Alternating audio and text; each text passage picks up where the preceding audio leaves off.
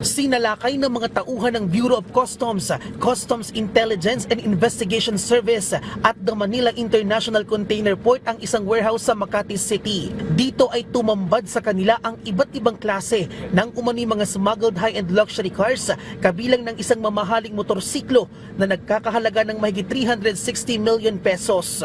Nakatanggap po tayo ng information na meron nga po mga suspected smuggled na hindi nagbayad po ng duties and taxes at tinatago o nakadisplay nga ho dito sa Makati. Nag-conduct po tayo ng surveillance and nagpag-validate nga ho natin may mga supercars nga tayo nakita. Naghain ng letter of authority o LOA ang otoridad sa may-ari ng warehouse para imbestigahan kung lehitimo ang mga sasakyan at masiguro na nababayaran ang karampatang buwis ng mga ito. Binigyan ng 15 araw ang may-ari ng warehouse para magsumite ng proof of payment ng duties at taxes ng mga sasakyan. Pero kung mabigo silang makasunod, maaari silang maharap sa kasong paglabag sa Republic Act 10863 o ang Customs Modernization and Tariff Act.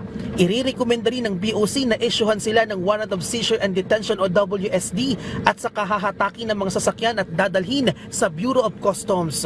Pag nalaman po namin mayroong mga smuggled goods doon, agad-agaran po namin ina-actionan to, ibabalidate. And pag inoperate na ho namin ang lugar, makita natin, lahat po hahakutin namin or isisis po ng Bureau of Customs. Matatanda ang kamakailan lang ay pinasok din ng BOC ang warehouse sa Pasay at Parañaque City kung saan nakumpiska ang aabot sa 1.4 billion pesos na halaga ng iba't ibang smuggled luxury vehicles. BN Manalo para sa Pambansang TV sa Bagong Pilipinas.